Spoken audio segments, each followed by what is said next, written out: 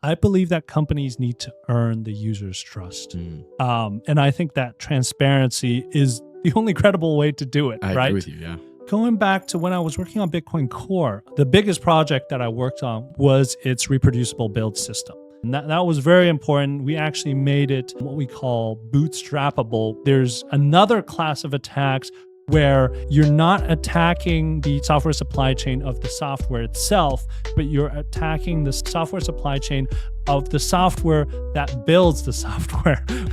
So what builds Bitcoin Core, right? It's compilers like GCC, like all these tools. If you attack those, then you can also attack Bitcoin Core. So that was the problem that I was solving for Bitcoin Core. For the VPN industry, we have the same problem. I think that it should be bare minimum for any security software to be open source. People are realizing it is the sole middleman between the user and the website, and it basically sees all of your traffic, right? Even though it might be encrypted with HTTPS, there's still a lot of metadata with regards to DNS and TLS, SNI, and things like that. That problem had been stewing for quite a while, and you actually had privacy experts recommending against using VPNs, really, especially because of this problem, right? Like these are unaccountable privately owned companies, right? You've called user data toxic waste. I love that. Oh yeah. You try to like not keep any of that, right? The least amount possible. User data is really liability.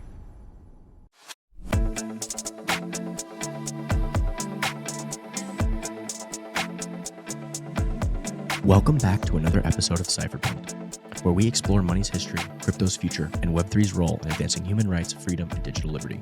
Today's guest is Carl Dong, a true cypherpunk warrior. He's a UC Berkeley computer science grad, a former Bitcoin Core developer who ranked among the top 5 contributors in his time, and a speaker at heavy-hitting venues like MIT DCI and Bitcoin 2023. Carl's been building VPNs since 2010 and now leads Obscura VPN, a privacy-first tool that's pushing the boundaries of what VPNs are capable of. With roots tied to escaping China's Great Firewall and a career spanning Chaincode Labs, Blockstream, and 21Co, formerly 21 Inc., Carl's here to drop some serious knowledge on privacy, decentralization, and the fight for a free internet. Let's get into it. Welcome to the show, Carl. Thank you for having me on. So you grew up watching the Great Firewall go up in Shanghai. Your parents escaped that. How did that shape your obsession with privacy and internet freedom? Yeah. Well, I think it was very interesting. I moved to London when I was a kid, and that was back in primary school. And obviously got used to the niceties of the modern internet, like, well, I don't know if they're niceties nowadays, but like Facebook and Google and, you know, the Wikipedia article for when you need to do a book report. But, you know, when I moved back for middle school, that was all gone. And so for me, that was a big loss, especially because, you know, the variety. I was always a curious kid, right? And you go down these perhaps Wikipedia rabbit holes of like, oh, what is this? I want to learn more about this. And then you get, you know, into stuff. So that was a huge loss for me. And I wanted to have that back. And so that's when I started looking into, okay, how does this internet thing actually work, right? I mean, this was back in middle school, so I hardly had any experience other than just being the family IT guy. But, you know, looking into that, looking into the commercial VPN options out there, looking at the different protocols and how they differ in terms of cryptography and how they do their obfuscation and everything else like that. And yeah, that really lit a fire within me of like, hey, it's very interesting, let's say, that with technology, with software, with code, with you know, these fundamental things, we can actually do stuff that is, you know, beyond the capability of ordinary humans. And so that's why I wanted to explore more. Yeah. Interesting. So how old were you when you moved from Shanghai to London? Oh, this was 4th grade. I don't know. 9, I guess. Yeah. Exactly. So you were there for how many years? I was there for 3 years. 3 years. Yeah, 4th to 6th. Yeah. And you were able to kind of use the internet to do stuff and look around. And then when you went back to Shanghai, yeah, you noticed that it was like, I can't access information. Is that kind of what Yeah, exactly. I And thought and it was. and it was also like, I went back to Shanghai to a international school. I was in the IB system, right? And so, most of our homework is, in English, or, having to do with topics, let's say, that are not easily accessible with the Great Firewall on. And so, Mhm. necessity is the mother of invention. Yeah, All that. necessity Yeah. is the mother of invention. Yeah. It's interesting. Yeah. So why do you think most of that, like, first off, why don't you tell our audience what is the Great Firewall? What does that even mean? Oh yeah. So the Great Firewall is this firewall that China had put up, I think around 2010-ish, if I'm not mistaken, just around the state internet, such that you're not able to access sites such as Facebook and Google and Wikipedia and things like that, right? I believe at the beginning it was just a DNS-based firewall, and over time it got more sophisticated, looking at deep packet inspection and things like that. In fact, I think there's quite a lot of Cisco tech that was being used in that firewall. Mm. Yeah, and sort of that was how it was, and the people eventually found various ways to get around it using VPNs and things like that, and that's what we're talking. So you left Shanghai again, and then you moved to America? Yeah, that's right. Yeah. I was up in Connecticut for boarding school. Mhm. Um, that's actually where I started mining Bitcoin. Really? Because we were, it was boarding school. It was a dorm room style, and I had realized that it was free electricity. Mhm. And so I had set up a bunch of a GPU rig. So you were using GPUs back in the day. Wow. Yeah, these were GPUs back in the day, and as I was telling you, the craze back then was the R9290, the AMD R9290. Those were the things that were in stock at the time, and there was a whole debate over 290 versus 290X. But people had figured out, as I was telling you before, Mhm. that the Hynix chips of the 290. So if you had a 290 R9290 with a Hynix chip instead of some other chip, I think there was another manufacturer, you could actually just flash the BIOS of the 290X and get similar performance. So I did that, and I think I mined a bunch of excuse my French, shit coins that were I think there was some, I forgot the name of the site. There was a site where you could send them shit coins and they would automatically convert it to Bitcoins. And I think I did that for quite a while. There's a couple different ones. One of them is called Unminable. That's one that we Unminable. We used to, yeah. Okay. So it can take certain coins and convert them to other coins. Yeah. There's a couple variations of those. Yeah, exactly. Yeah, exactly. It was pretty useful. So that was really good. A funny tidbit, let's say, was that I was mining out of the smallest dorm on the entire campus. And our campus had this thing called a green cup where people compete, let's say, to see which dorm room expended the least energy and things like that. And it turns out that year our small dorm was consuming as much energy as one of the medium to larger sized dorms, and I think they had chalked it up to an accounting error, but I kind of knew what was going on. Wow. How many rigs did you have going? Oh, I think it was just the one. It wasn't like a massive operation. So like 8 GPUs, one rig, essentially. Yeah, exactly. I think either Rock. What's that motherboard brand? Either Asus store or some Asus, Asus, yeah. And they had one of those. They had just come out with one of those mining boards where it was like 8 PCIe lanes, and so I just slapped them on. Yeah, there was like a BTC Pro something plus 11. Right. An ASRock H110 Plus. I think that's another one. ASRock. That's exactly. That's a very famous. That's exactly. We used that. I used that one for a long time too. But yeah, what you were describing. So you were like one generation before me when I first found out about it. I was using like 570s, which you could actually do something similar. They came with 4 gigabytes, but if you reflash I think it was either Hynix or Samsung, whichever one the RAM was, you could like reflash it to the 8 gigabyte version and it would work because the 8 gigabytes were actually on there. They had just deactivated it. They just try to like yeah. deactivate it to try to sell it as a cheaper product or whatever, which makes no sense, but whatever. Just funny. Yeah. That's too funny. Yeah. So you were in like Connecticut, you Yeah. said? That's funny. It was another funny tidbit from that is my little brother is actually going there right now, and they now have a line item in the handbook that says no mining cryptocurrencies in the dorm. Does it really say that? That's classic. Yeah, that's so funny. Why? So you must have not been the only person doing it. They must have. Yeah. It must have been an epidemic. That's kind of funny. Like they think they. I mean, they think they can stop you from using energy. I mean, how hot was your dorm room? That's my next question for you. Right. Well, it was Connecticut, so it was so already cold. Here. So yeah, it's not too bad. Open the window and yeah. Certainly, it wasn't all that efficient. There was a lot of sound energy being lost. Yeah. But yes, that's funny. So after you graduated, did you move to New York? Because you're in New York now, right? Yeah. So I mean, after that boarding school, I went to Berkeley in California. Okay. And that was a great time in that I was close to a lot of the innovation that was going on in the Bitcoin space, right? Yeah. I think sophomore year, I worked at 21 Inc., which was Balaji's company.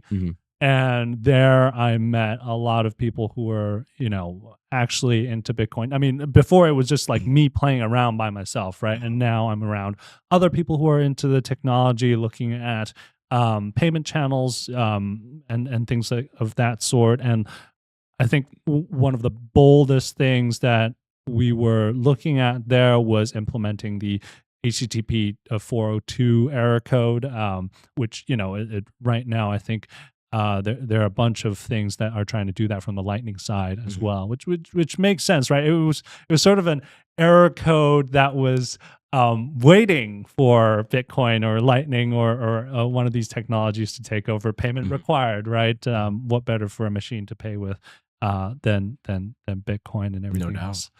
Yeah, and of course, I think last year of college, I got involved with Blockstream, helping them out with IT infrastructure and then the Liquid sidechain and things like that. And that was a roller coaster ride of learning, as I was in school, interning for them and learning this whole ecosystem of people who are much smarter than I am, and just try to absorb as much as I could from them in terms of context and everything else. And of course, afterwards, I landed at Chain Labs, where I worked a lot on Bitcoin Core. That's awesome. How did have you tried the new Aqua wallet, by the way, the Blockstream wallet? I have not yet, unfortunately. Really, it's so good because you can like move from the base layer to Liquid to also Lightning. It's like you can just kind of. It's just a streamlined experience, which I haven't seen anybody deliver yet. The UX is really nice, and the user experience is really nice. Huh. Okay, well, I got the GUI is also nice. Like it's just really clean and clear, and you can just move if you want to bridge from to a side chain or to the L2. It's like just boom, do it. It's really cool. So I like to have that all integrated. Yeah, I mean, I'm a big fan of good UX for worthy tech. Let's say, I think that's a really important thing. No doubt. What was it like at UC Berkeley? Berkeley was good. I mean, I mostly kept to the engineering side of things and all of those things, right? And actually, for the first 2 years, I was freelancing as a UI UX designer for a different startup, sort of across the school. So I was mostly keeping myself busy around campus. Nice. I will say that like the engineering culture there is very strong in terms of the computer science department. Sometimes overly so, and that there are classes that are going to be like they're going to work you to the bone, and but you come out a better man for it. No doubt, right? And I think that's always a good thing. Yeah, I think one of the classes I enjoyed the most was there was a class on networking taught by Schenker, and Schenker was one of those figures where there's some professors where they walk into a classroom and you're getting ready to take a nap, right? But Shankar was one of those figures where he walks into the classroom and you can see that he's excited about the things that he's talking about, and has had years of experience fighting, let's say, standards bodies or whatever about all these networking things. And so I was especially drawn to his class. And I think one of the final exams, I think he was like, I will give $10K to anybody who gets 100% on this exam. And I fought like hell to get. I think I got like one question wrong. Oh man! And I was like, no. But anyway, it was a fun class. Did anybody get 100%? I don't know. I don't think so, because I feel like he would have announced it if anybody did have. But I just remember one of the questions was like what is like the magic number for this like protocol and whatever. And I was like, oh come on, who's gonna like actually remember that? But anyway, it was really good. And reflecting back on it now, as I was meeting with people from the IETF, the standards body that sort of runs the internet and improves it, one of them, David, was actually telling me, when he was at Berkeley, that was the class that he enjoyed the most as well. So Shankar's networking class. So I was like, yes, wow, okay. I think he's spawning a whole generation of people who love networking. I'm deploying a mixed computing cluster right now in a place in Wisconsin, and got a bunch of servers, and we're doing all the networking, and it's definitely quite a rabbit hole. To learn on the fly for sure. I didn't go to UC Berkeley, so I'm just I'm doing the School of Hard Knocks right now. We'll do it live. Last couple of years, it's we'll do it live. It's and all these, you get different switches and controllers, and the switches. Some switches won't work with other controllers, and all this. Stuff. It's just like Well, I think the trouble with sort of commercial networking gear that's not just like a Linux box with their own rules is that these commercial gear, they try to abstract away the complexities from you to a certain degree, but it ends up being actually more confusing because you don't like people. They will call things the same names but mean completely different things, and then they're interoperable and all of those things. So sometimes I'm just like Linux boxes that I know, So you mentioned this teacher Shankar. What is like one rule or thing that he taught you that really stands out to you?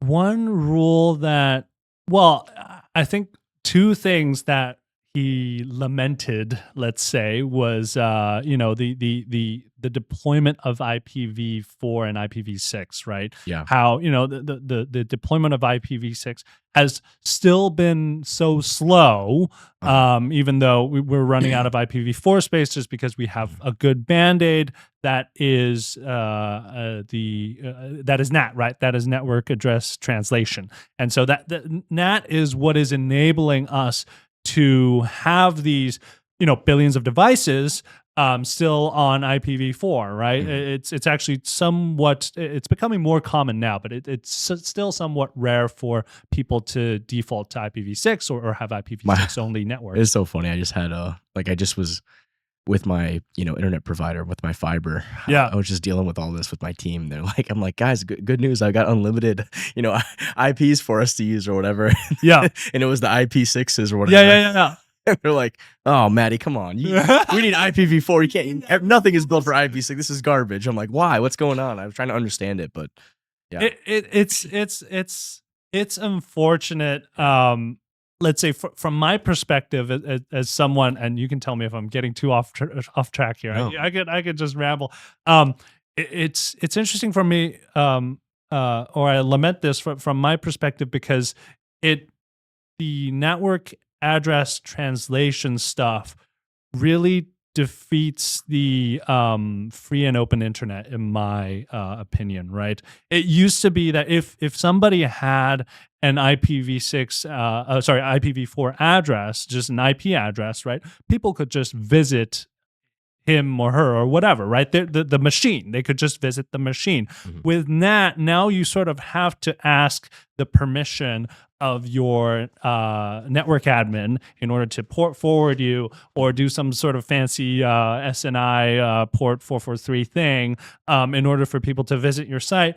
And so the internet becomes a more centralized place. In fact, I have sort of a thinking that the friction of port forwarding and things like that is perhaps great enough and what contributed to the centralization of our internet services, right? It is much easier to access a centralized service that's hosted by Facebook or whatever on a centralized IP than it is for you to say, hey, like, everybody port forward this service and get it going. Mostly because a lot of ISPs, they don't even give you that option perhaps on your router or things like that, or at least people just don't know how to do so.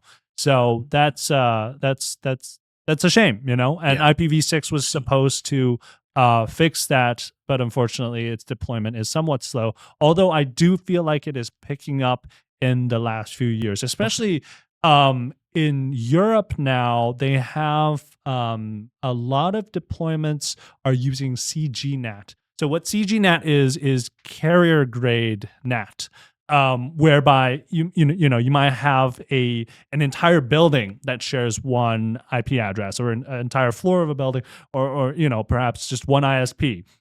Probably not one IP address, but you get the point. And that's just because they have a limited IP address pool there, and so with that move, simultaneously, they're moving towards IPv6, just because IPv6 is more abundant, and we can have. I think I was just watching this video the other day that was like, we have more IP addresses than if every little grain of sand on Earth had one Earth full of grain of sand. And each one was an IPv6 address, and then that was pretty funny. So I'm trying to understand that. I was trying to ask my team, like, why can't we use these IPv6 addresses? Like, why do we have to have IPv4 addresses? And I couldn't quite get the reasoning, but it's mostly legacy infrastructure, I would say. So it's all the other infrastructure that kind of goes with it. Yeah, exactly. Yeah, exactly. It's sort of like, okay, is your ISP going to route it in the first place, right? And then in the end, like, are the websites going to support it and support it in the right way, right? Gotcha. Famously, GitHub has lacked IPv6 support for quite a long time, and I think they're getting better, but it's not fully there yet. Gotcha. Let's talk about Bitcoin Core a little bit. Why don't you tell our listeners? I mean, we just went down a little rabbit hole here talking about networking stuff. So some people might just skip forward through that. But tell everybody what Bitcoin Core is, and let's talk about what you did with Bitcoin Core. Yeah. Bitcoin Core is the main implementation of Bitcoin. It sort of has the lineage of being more or less the version of Bitcoin that Satoshi started and passed down through various maintainers to where it is today, where it's hosted on GitHub and contributed to by dozens of people, a lot of frequent contributors, right? Sometimes when I try to explain Bitcoin Core to my friends, I often say it's sort of like a merry band of developers, although it's more serious than that. But it is sort of in spirit kind of like that, where we have mostly individual contributors who contribute to the project who are sponsored by different organizations, right? So back in the day when I first started contributing, it was mostly Blockstream, Chaincode, MIT DCI, and I think Digital Garage was also sponsoring a lot of these developers. And so it is, as with any code needs maintenance, code needs patches and updates and new features and robustness fixes, let's say, and things like that. And that's what Bitcoin Core is, and that's what the Bitcoin Core contributors do. Okay, interesting.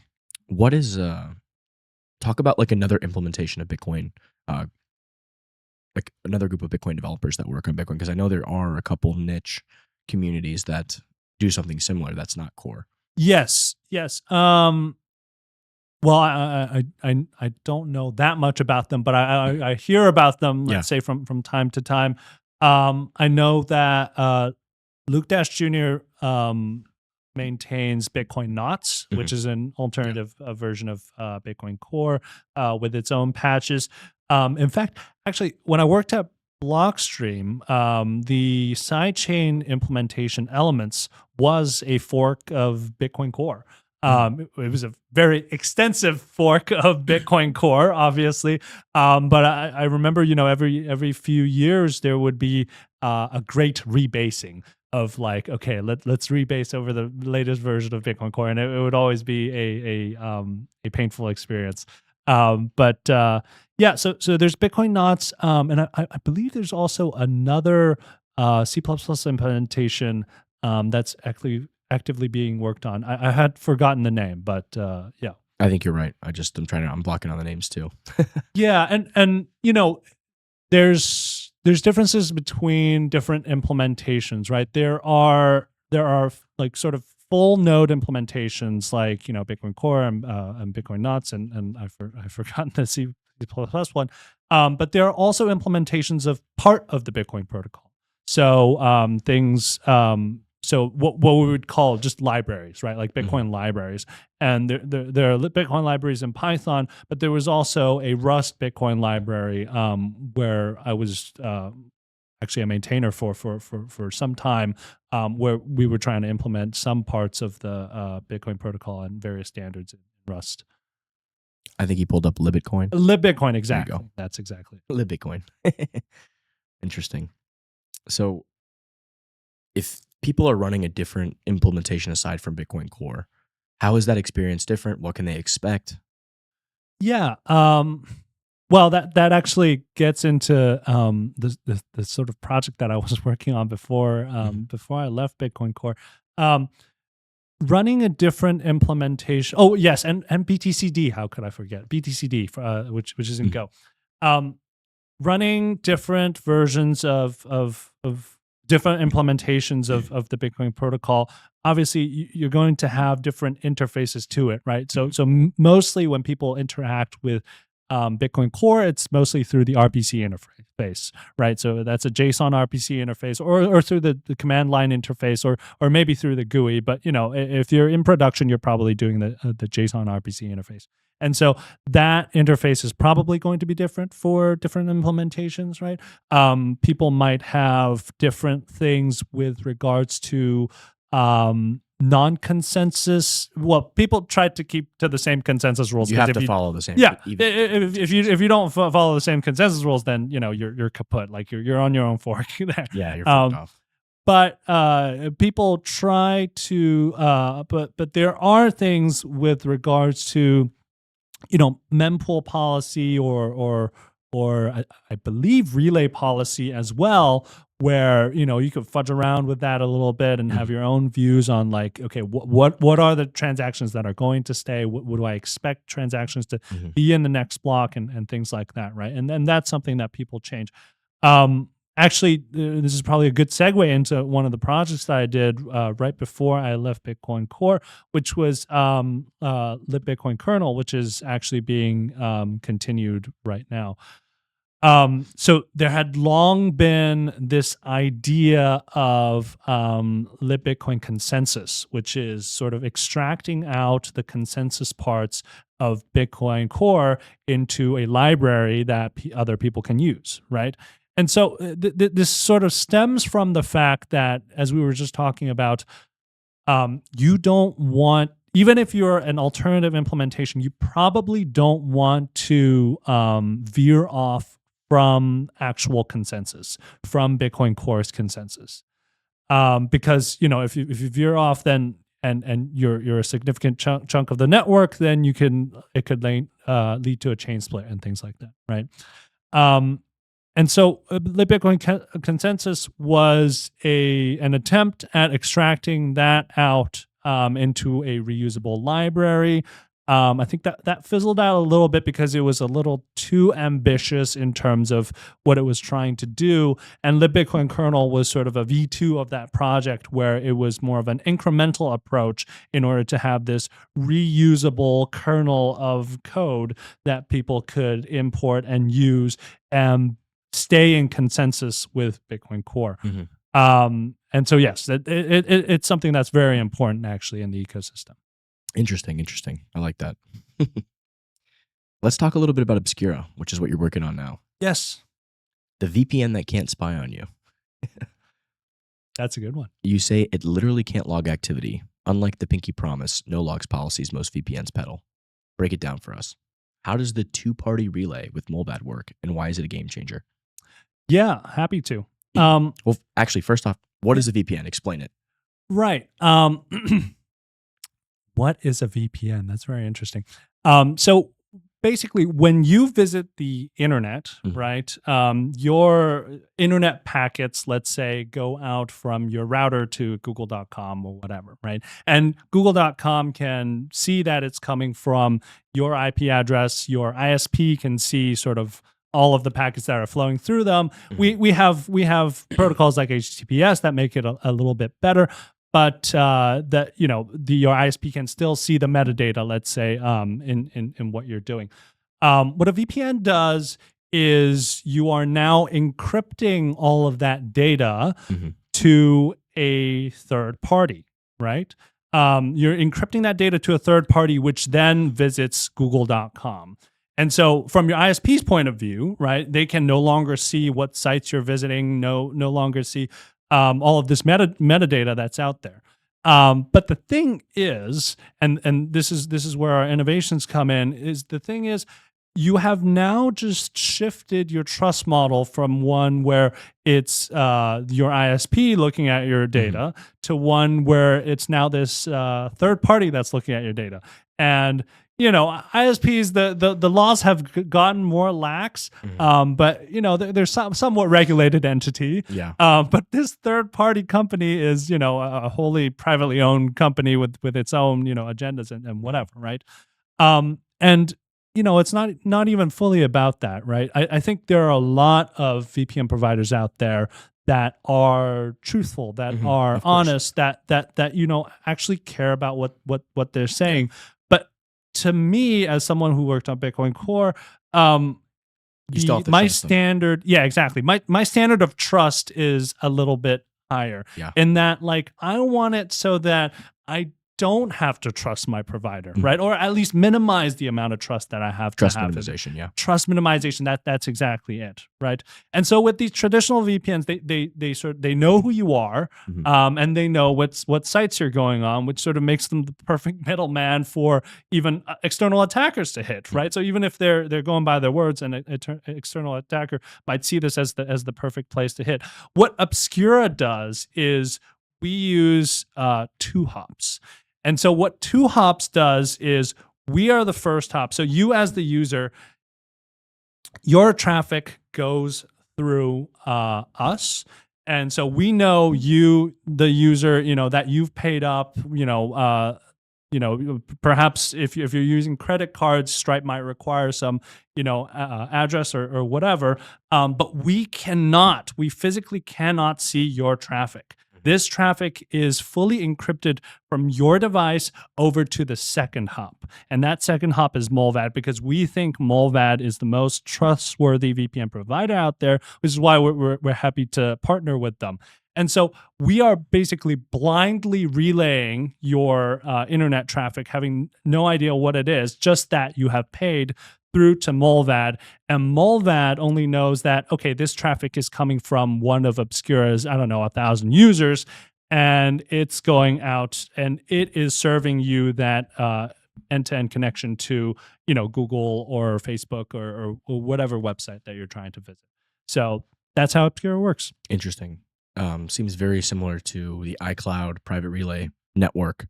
Is that kind of what we're doing here? Yeah, exactly. I think, to back up a little bit, I think for the VPN industry, right, one of the challenges that it has had, let's say for the past 2 to 3 years, is that people are realizing it's a major flaw, right? The major flaw that I was talking about before, where it is the sole middleman between the user and the website, and it basically sees all of your traffic, right? Even though it might be encrypted with HTTPS, there's still a lot of metadata with regards to DNS and TLS, SNI, and things like that.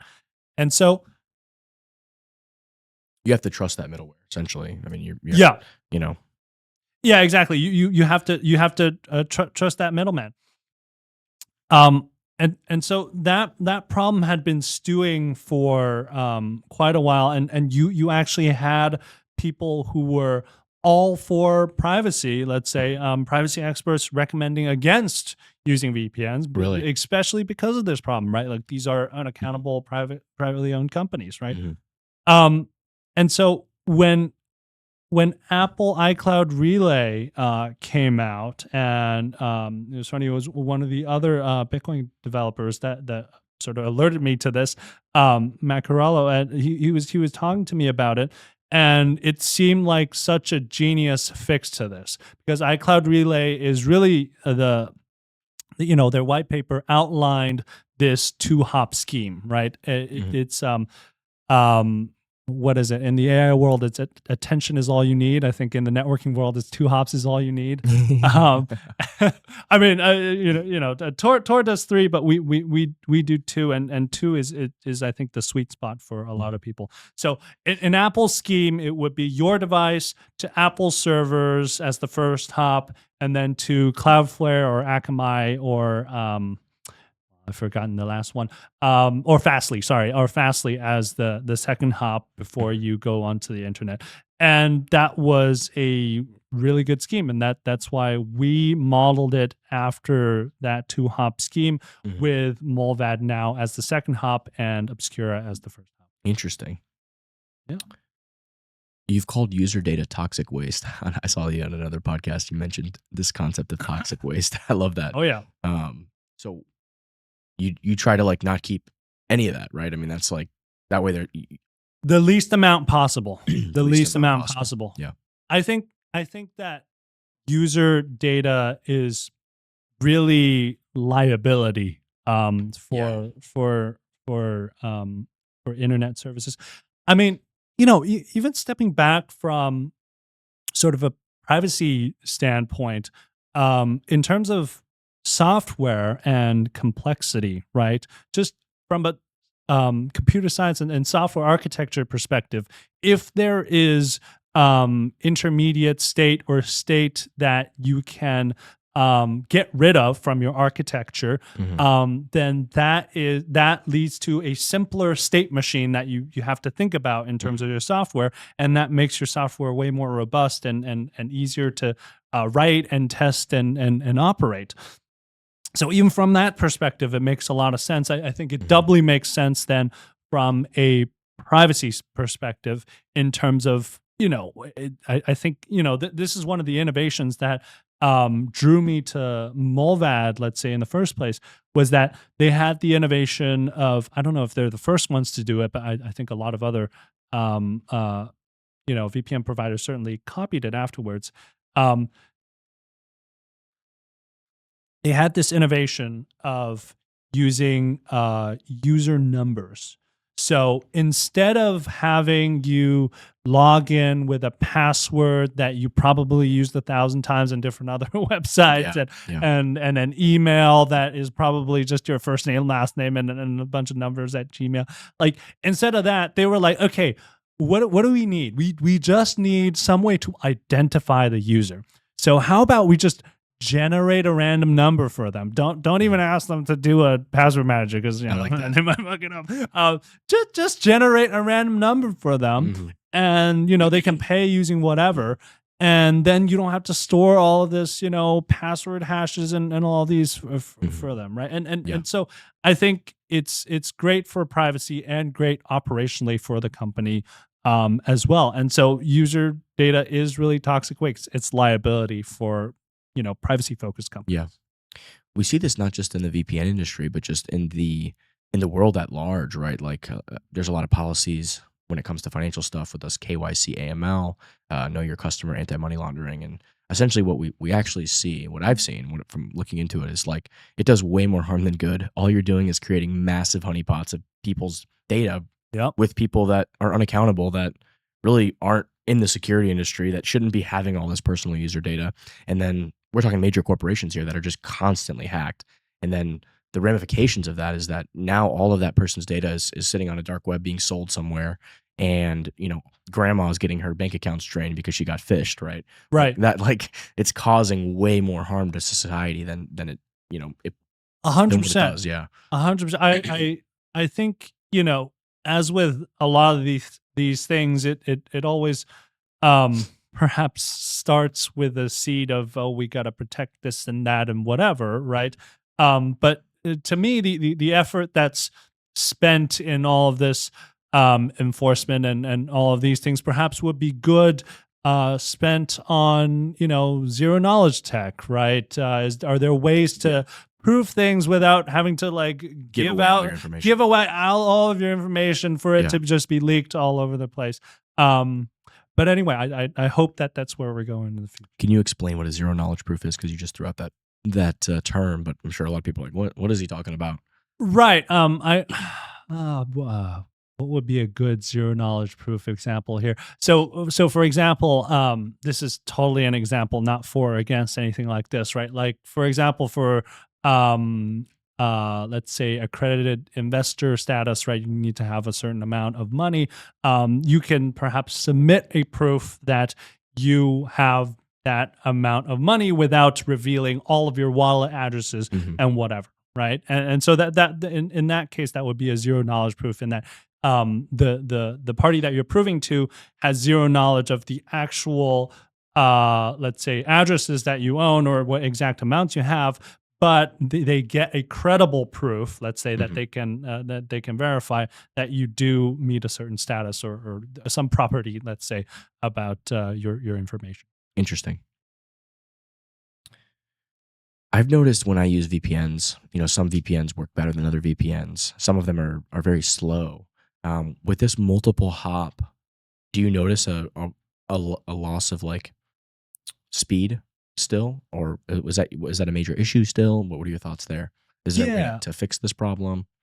I think that it has really to do with understanding the lower level networking protocol layer of it, right? In that there's so many protocol mistakes you can make in that a lot of VPNs, they're not even multi-hop or multi-party. I mean, we're multi-party. We're better than multi-hop. We're multi-party.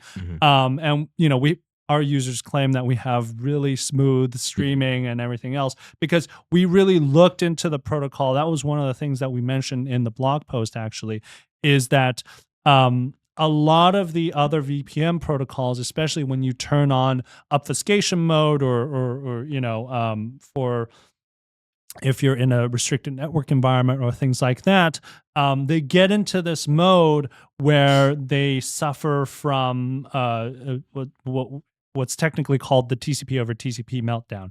And so when you have TCP over TCP meltdown, that's when you have things like stutteriness, right? You feel like, especially if you're on a live video call or something like that, it sort of lurches forward a little bit in time.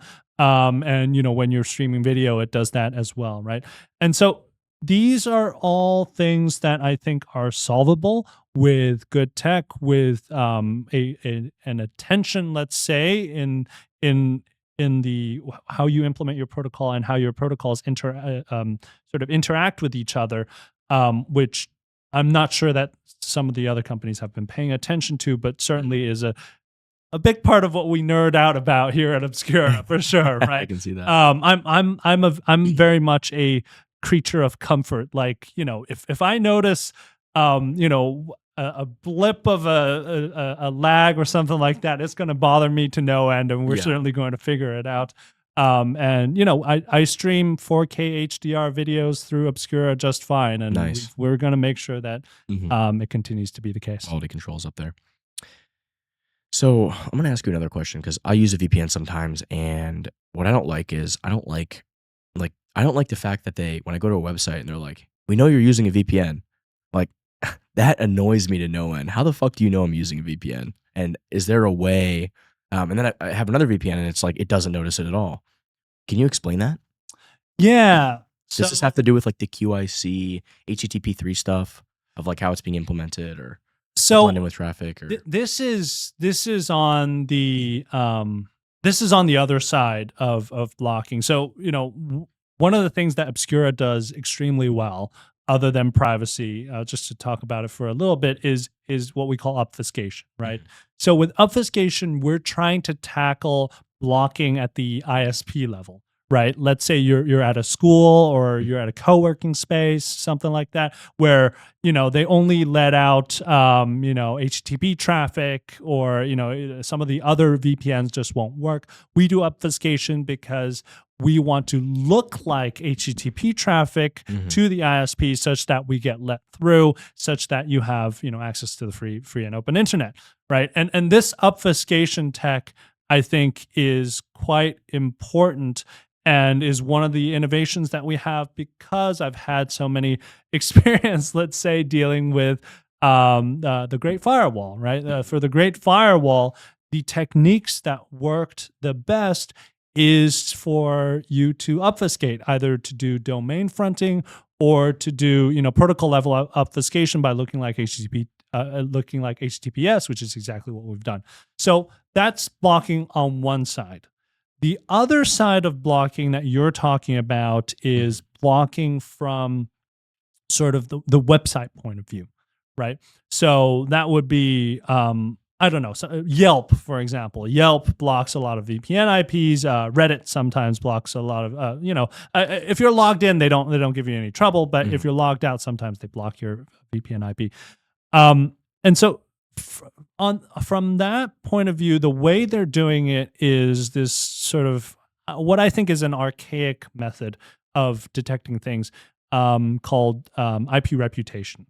Basically, it's looking at what IP are you visiting me from, and looking at sort of all these properties of these IPs. So in the VPN case, Reddit is probably looking at, it's this IP that's coming from this data center address, or it's this IP that we've identified as being owned by Mulvad before, or something like that.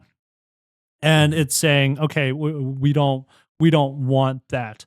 And I think it's understandable, let's say, why sites might do that, because sometimes with VPN providers, if they have massive perhaps botnets that use their networks, and nobody wants their site to be taken down just because a bunch of bots are trying to visit their website, right? But I think the way that they go about doing it is to I don't know if ham-fisted is the right word here. It's a blunt tool. IP reputation is a blunt tool. What we have, and something that we're looking into quite a lot, is what is the next generation? Because the problem that these website admins have, right, is that they want the good guys to be through, right, like legit customers to come through, but they don't want any botnets, right? So what is the solution there? There are things that are passing through the IETF and being adopted now by various companies, one of which is called Privacy Pass. So Privacy Pass is a way for you, the user, through your browser, to prove that you are a real human, right? This is almost like a CAPTCHA, but like, I've been using Brave recently, and it seems to have been working. They haven't been detecting that I'm using a VPN when I go places. That might be. I'm not sure about Brave's integration of Privacy Pass, but I do know that there have been web extensions that have been released for it. But Privacy Pass basically gives out tokens to these not crypto tokens, but like cryptographic tokens. Gives out tokens to these websites that prove that the user is an actual human. And they do so in a way such that you don't have to keep doing that slow CAPTCHA Yeah. for every different site or whatever. It's a absolutely. universal standard. And so I think that's going to be, where we move towards. We're going to move beyond IP reputation in the future. Interesting. So when I was gonna try to use Obscura, but I don't have a Mac. When are we gonna get a Windows product? Very, very simple. I mean, we have an engineer who's a big Windows user, and he's really gunning for it. So yes, I think very soon we're going to have Windows client. I'll be your first customer. I'll let you know. We're using Windows on everything here for the most part. Yeah, and I mean, it's interesting because it, from a technical perspective, every operating system's networking stack is a little different. So this is not like building a normal web app or something like that, right? So you have to integrate with the system. But we have built a WireGuard compatibility layer because we use our own protocol with our obfuscation and everything. But we have this WireGuard compatibility layer now, which means very soon you'll be able to generate a WireGuard configuration file and download it to your computer and use that. And the WireGuard app is on sort of every platform that you can think of, including Windows. So for people listening who want to get on sooner, if you know how to work with a WireGuard config file, that will be out very, very soon. Can you explain a little bit more even what WireGuard is? Go a little bit deeper on that. Yeah. So, in the beginning, there was L2TP, and there were. I remember when I was first looking into it, there were a bunch of competing VPN protocols that had different ways of doing authentication and all of those things. I think a little bit later, OpenVPN sort of became, well, it had a great name, honestly, sort of became the de facto standard for a bit. But the problem with OpenVPN was that it was very extensible, but that came with the fact that it was also very complex. It was very complicated, and it was very easy to break because of all of these extensions that it supported and everything else. And so I think it was around 2016. Yeah, I think it was around 2016.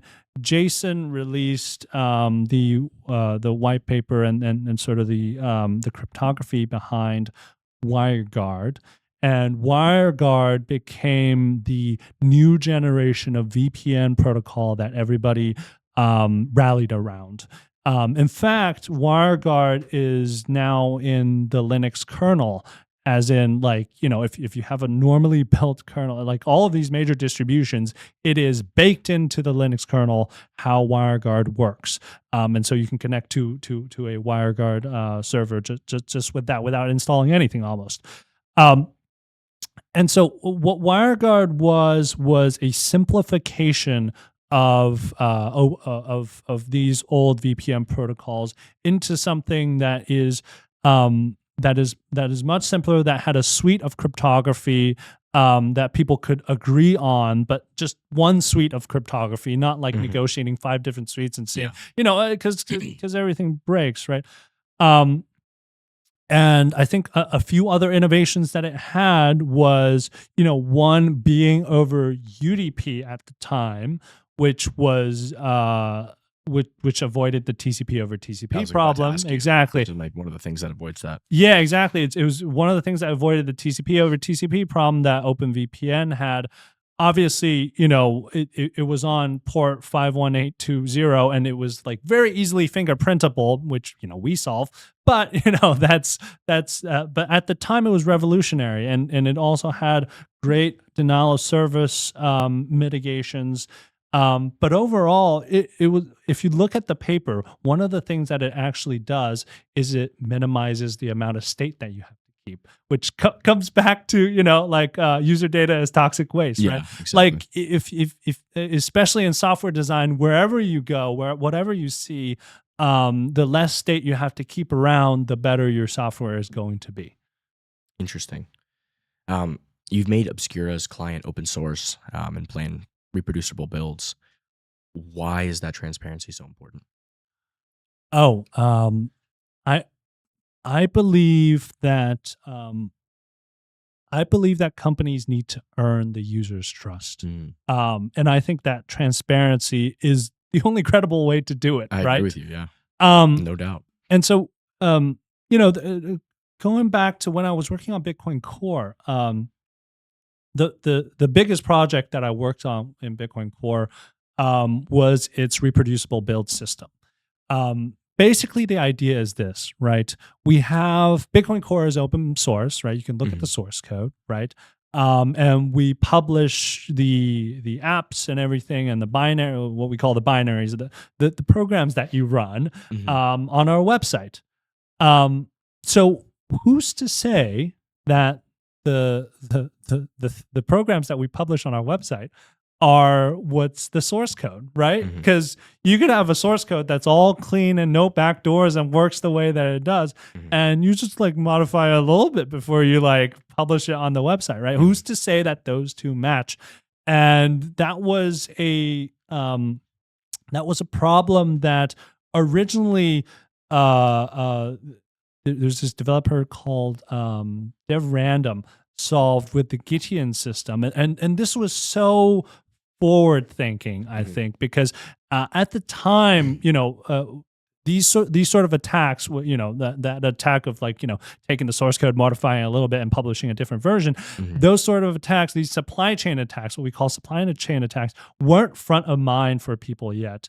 But I think increasingly in recent years, people have thought of supply chain attacks, software supply chain attacks, as the easiest attacks to carry out, right? You don't have to read through millions of lines of code to figure out, what vulnerability in a Stack Overflow, whatever, in order to attack a software. You just have to attack the way they release that software, in which case, sometimes it's an afterthought, sometimes it's just not very secure enough, right? So coming back to this, I was working on reproducible builds for Bitcoin Core, and that was very important. We actually made it what we call bootstrappable with geeks, as in there's another class of attacks where you're not attacking the software supply chain of the software itself, but you're attacking the software supply chain of the software that builds the software. So what builds Bitcoin Core, right? It's compilers like GCC, like all these tools. If you attack those, then you can also attack Bitcoin Core. So that was the problem that I was solving for Bitcoin Core. Okay. So coming back to Obscura, though, we have the same problem, right? We are open source, so everybody can see what we're doing. And I think that it should be bare minimum for any security software to be open source. Agreed. Especially security software that's getting all of the packets on your on your device, right? That definitely needs to be open source. So the same problem comes about, right? You have the software, you publish a download. How do you know that this software corresponds to the thing that you're downloading? And that's why we are big on reproducible builds. Actually, I think last week I was already working on sort of our final branch of reproducible builds that we hopefully will merge in and get into a future release, because we really care about transparency. That's the only way that we're trustworthy. And I hope that our users hold us to that standard as well. Nice. I love that.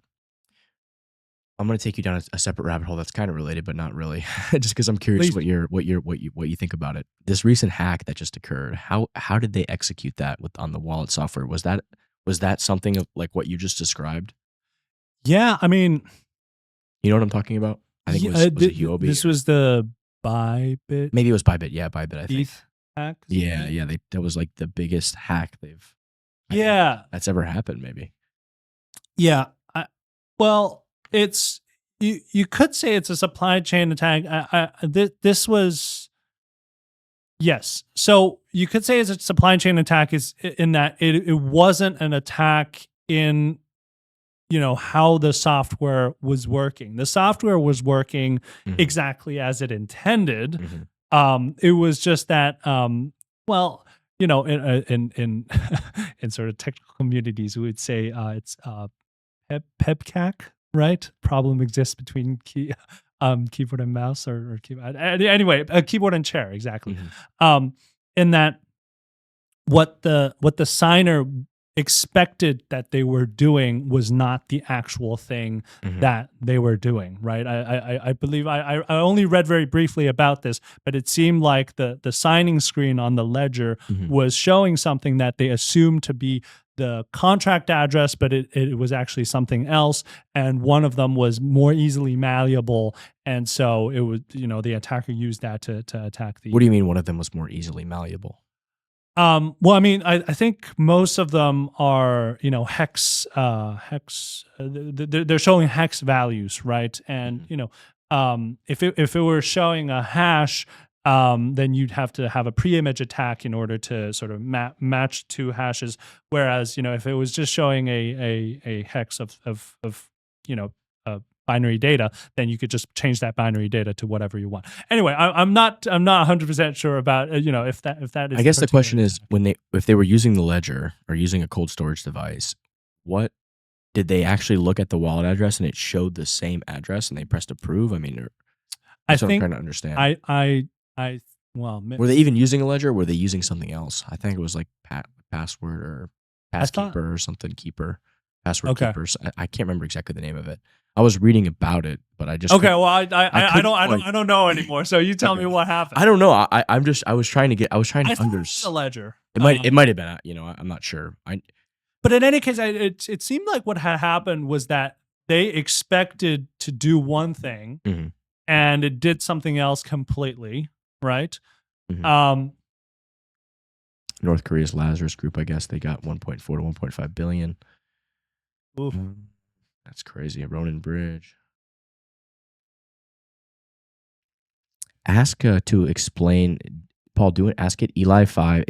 Give me an Eli 5 explanation of how they safe wallet developer with malware. So it looks, here it is. The attacker began with a sophisticated supply chain compromise. The Lazarus Group infected the laptop of a safe wallet developer with malware.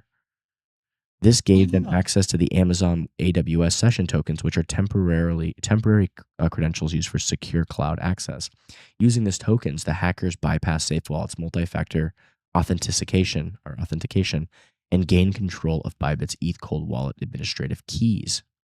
The breach went undetected until the hackers initiated a massive withdrawal. On February 21st, Bybit CEO Ben Zhu approved what appeared to be a legitimate transaction as part of routine operations.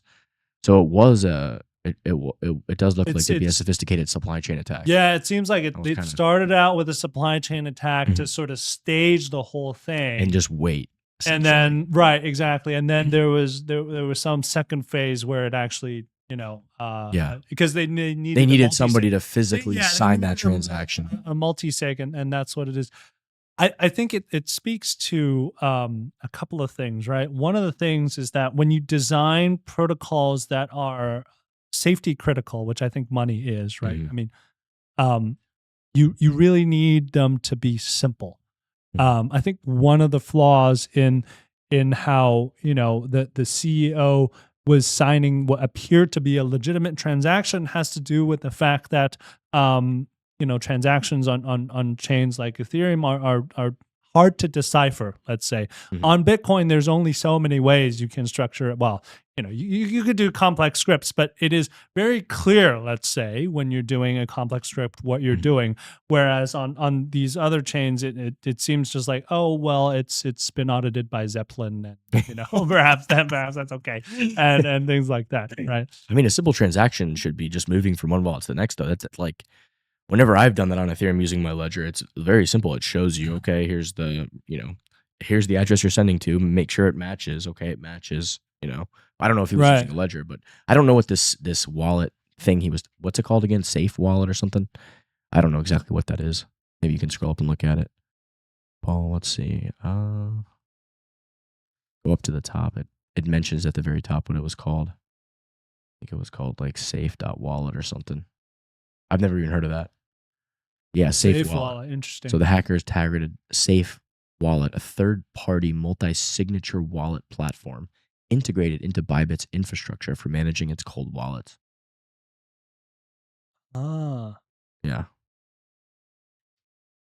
So they were probably managing their cold hot wallet with Safe Wallet as like one of the M of N, and Yeah. anyway, very interesting. I don't know enough to. I know I've been trying to like figure out exactly like what went wrong, and I haven't been able to find like an explanation that really like makes it make sense for me yet. Yeah, I think, aside from this, because obviously I don't know enough about this, I need to look up more. But aside from this, I think one of the things that is really important in sort of hardware wallet design, I remember, when I was working at Blockstream, there was a lot of talk about this.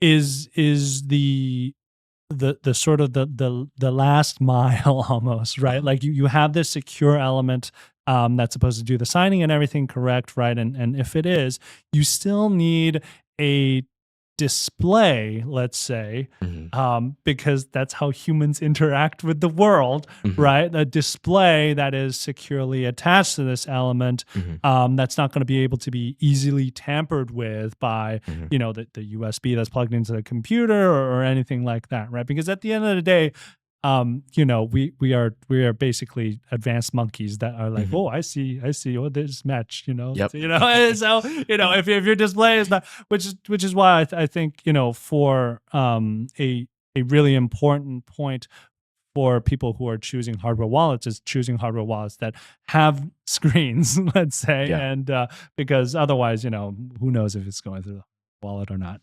Oh, interesting. Yeah, I've always liked Ledger's design, and I've used their products, and I'm very impressed by what they've been building with their new kind of like, it's almost like an Amazon Kindle screen.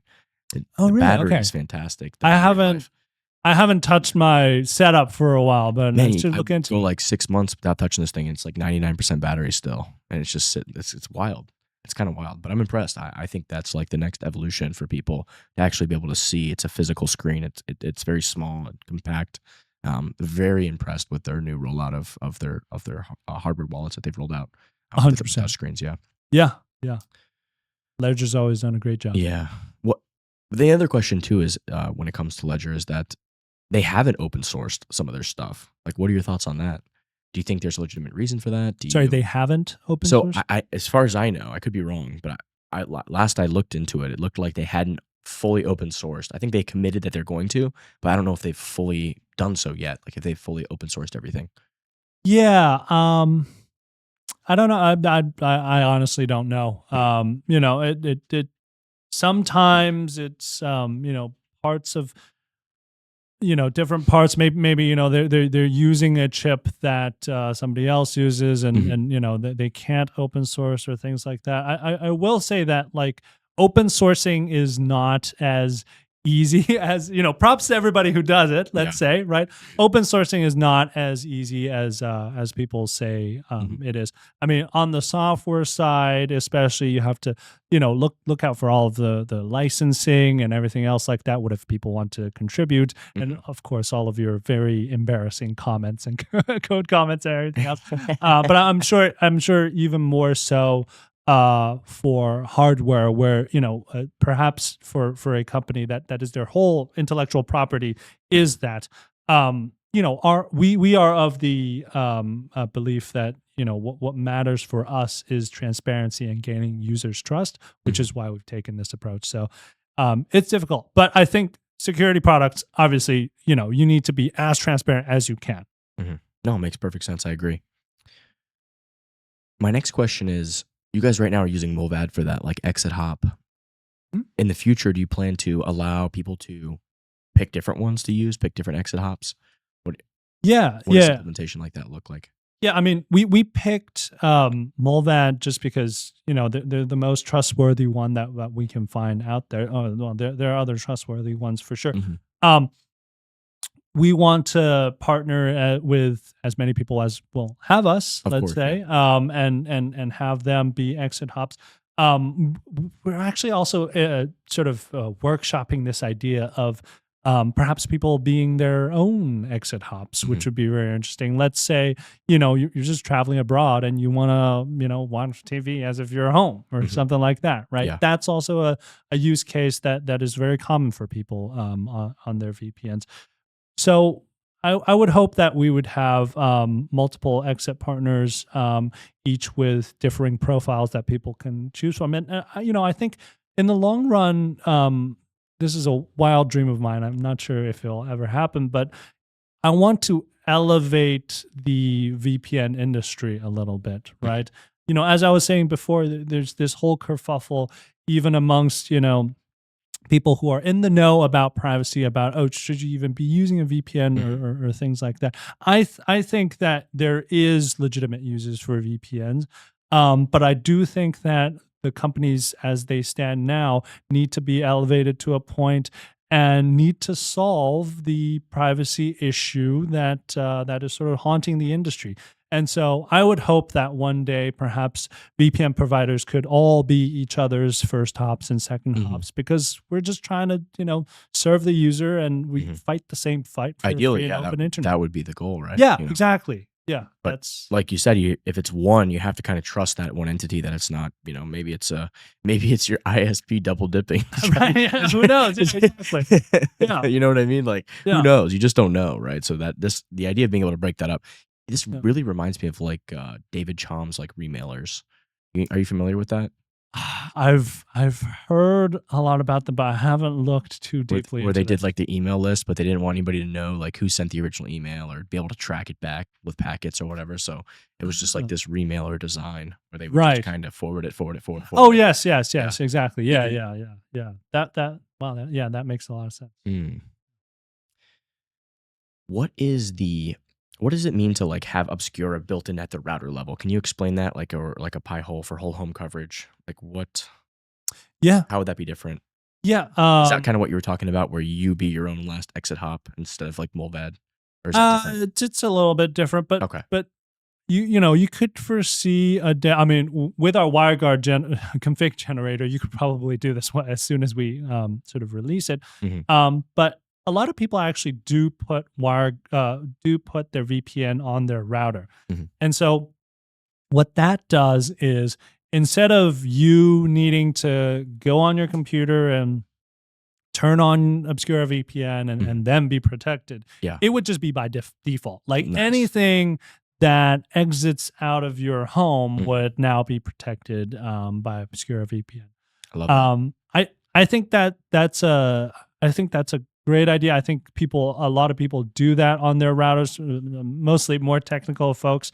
But I think here's an opportunity, let's say, for a UX improvement, in that there might be some sites where you do want to visit using the VPN. There might be sites that you don't want to visit using the VPN. Maybe they are, using IP reputation and you're getting blocked and things like that, right? And so, like a bank, like banks, whatever, if they detect anything, right? They'll just exactly. And so, unless you guys can solve that by hiding it so they can't even tell, which would be amazing. Well, yeah, I think the long-term the long-term plan for that is privacy pass and things like that. But obviously that requires their coordination. The other thing that we could do is just split tunneling. So split tunneling is saying only route these websites or whatever through the VPN, and these sites not, right? Because look, if it's my bank, they know who I am. Like I'm not hiding anything. I'm logging into the bank, right? And so sometimes just for convenience, if we can have a good user experience around split tunneling, which I'm not sure that the existing providers have had, I think we could provide a much better experience for everybody. And so you don't have to really keep toggling your VPN on. I despise that. I despise that as well. Yeah, exactly. Yeah. So interesting. But if you're putting it on at the router level, would you have to interface directly with the router to set up the split tunneling, or could you still do it from your computer? Yeah, you probably have to interface with the router to do that. Well, there's too many technical possibilities, but we'll certainly talk about it when we have it. Recently, I read about the U.S. government. They were telling folks to start using end-to-end encryption after their war in the 90s against end-to-end encryption. Now they're saying, after all the telecom backdoors got exposed and all this problem, people's data getting hacked left and right, they're like, all of a sudden, yes, use end-to-end encryption. What are your thoughts on that? Yeah, it's always sort of good intentions gone bad, right? But there's just like putting in backdoors, or not using encryption, or encryption for thee but not for me, or things like that. That is very naive. Yeah, it just doesn't work. It just does not work. Like a backdoor that you can use will be used by your enemy. Exactly. This is the internet. I mean, that's just exactly what's so idiotic in my opinion. But it's nice that privacy seems to finally be winning here. It's yes. like, hey, like this is common sense. I was so happy to see that. Coming from a perspective of when America was founded, you had all these fundamental rights, right? That was granted to Americans by the founding fathers, and moving towards a digital age where it seems like perhaps some bureaucrats are trying to de facto sort of dissolve those in the digital realm. That's exactly seems like it just seems like a bait and switch to me. And so to see that development in that they see and I think sometimes it's about having to learn it the hard way, right? I'm sure that back in the day when the Constitution was being written, they learned the hard way that even though it seems scary or whatever for everybody to have perfect privacy and all these rights, it is the right thing to do for the long term. Absolutely. And I think right now we are perhaps seeing the fallout from that, and that's why we're also gaining these rights. But we got to fight for our rights as well. Yeah, we have these rights. We just have to, demand that they continue to be enforced. 100%. Right? So, 100%.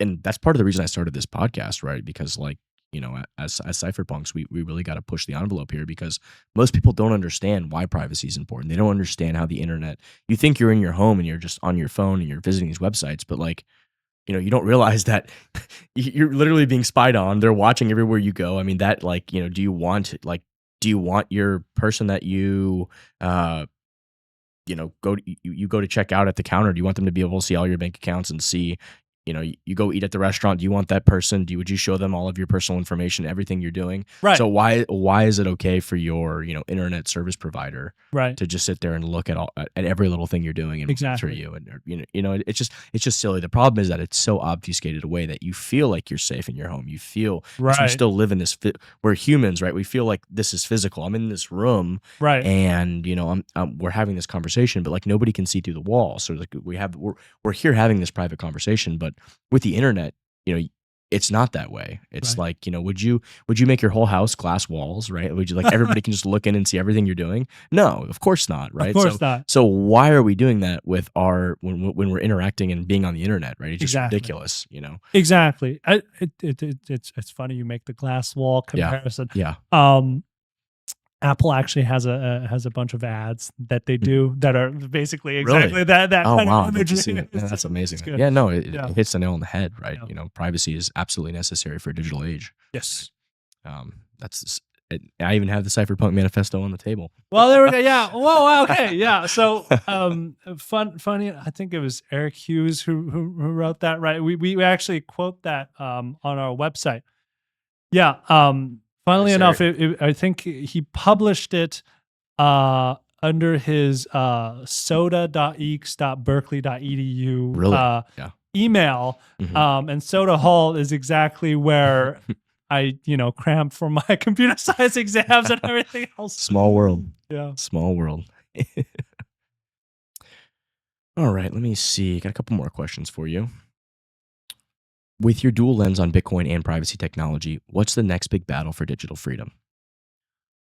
Wow, that's a big question. What's the next battle for digital freedom? I think it's the next big challenge. I'm not sure that it's going to be a battle, let's per se. Is how do we have, this is just my personal view of the cuff, really, is how do we maintain civilization, let's say, the society, let's say we live in a society, right? How do we maintain society while maintaining our personal freedoms and privacy? Right. You can think about, there are a lot of things that perhaps, I'm not sure that, for example, we need driver's licenses, right? But perhaps there's ways to do it that is more private, right? We need, it goes back to the whole conversation we were having about zero knowledge proofs, right? How do we make sure that society still functions, but we have, privacy improvements and everything else? Because I feel like the pragmatic approach, let's say, is going to be the approach that actually wins in the end, and that's going to have widespread adoption. So, in looking at different coins and how they do their cryptography and all those things, to me, if that is a big bounty for improving zero knowledge tech in a way such that it's more scalable and more adaptable to different things, or at least more accepted in the literature and easier for governments to implement and things like that, I think that would be great. I think that would be a good step forward. Interesting. What do you think are some of the biggest misconceptions people have about VPNs, and how would you set the record straight on that? What are the biggest misconceptions about VPNs? Well, I think the biggest misconception about VPNs is that, it's sort of the same misconception that people have about Bitcoin, right? It's sort of like only if I have something to hide. Yeah, exactly. Right? It's the thing with all privacy. Oh, only if you have something to hide. No, the first thing I ask people, I say, you just walk around naked every day? Do you make love to your wife like in public? Like, do you, or they're like, do you want to have privacy, right? Like, exactly. It's totally not about that. I think that the defaults matter, right? As the default in the physical world is that, most things that you do are private just because of, I don't know, R squared, right? Things diminish, information diminishes. But in the digital world, because it's digital, things do not diminish over long distances. And so, we don't have the default of privacy. And I want to make sure that we reestablish the default of privacy, because that's how I think things should be. Absolutely. I think that's what matters. And so, our mission, as I've always said, at Obscura, is to make the internet open and private by default. I love it. And that's what we believe in. Wow. Carl, this has been an awesome conversation. Thanks for dropping all this knowledge. What's the one thing you want listeners to walk away with about why Obscura and the fight for a free internet matter in 2025 and beyond? I think that Obscura is, the first VPN that can prove that we cannot track you, and we can get around internet sensors and firewalls and everything else like that. So if you have a use for us, come check us out. Come to our Discord, ask me random questions, and I was just about to ask you where people can grab Obscura, where they can get the code, or hit you up with some spicy privacy questions. go to obscura.net, and everything's right there. Okay, awesome. Wow. Well, this has been a fantastic conversation. Carl Dong, thank you. Thank you, Maddie.